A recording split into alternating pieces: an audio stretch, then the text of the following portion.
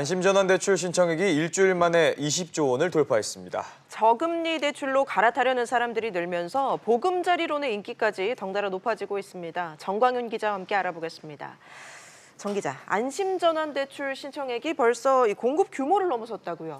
네, 변동금리 주택담보대출을 장기 고정금리로 바꿔주는 서민형 안심전환대출 신청액이 20조 원을 넘겼습니다. 지난 16일 접수를 받기 시작한 뒤 일주일 만에 공급 총액을 넘어선 건데요. 어제 오전 9시를 기준으로 누적 신청 건수는 17만 5천여 건, 신청 금액은 20조 4천억 원에 달했습니다.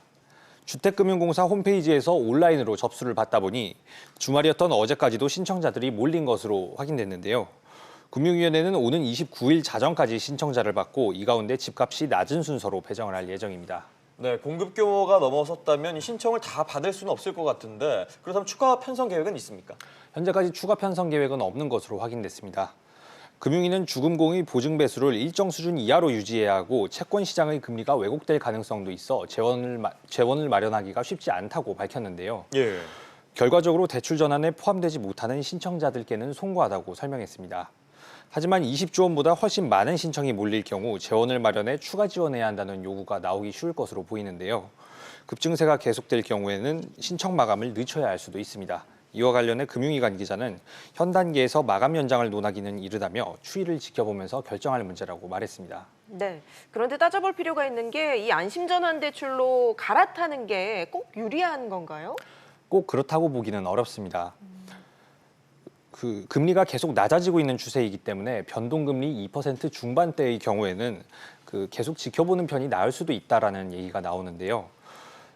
변동금리 주택담보대출을 산정의 기준이 되는 코픽스가 하락세를 지속하고 있는 상황입니다. 게다가 국내외 경제 상황을 볼 때 금리의 추가 하락도 예상되고 있는데요. 한국은행은 지난 7월 기준금리를 연 1.5%로 인하한 데 이어 올해 한 차례 더 기준금리를 내릴 것으로 전망되고 있습니다. 거기에 보금자리론까지 덩달아 인기가 높아지고 있다면서요?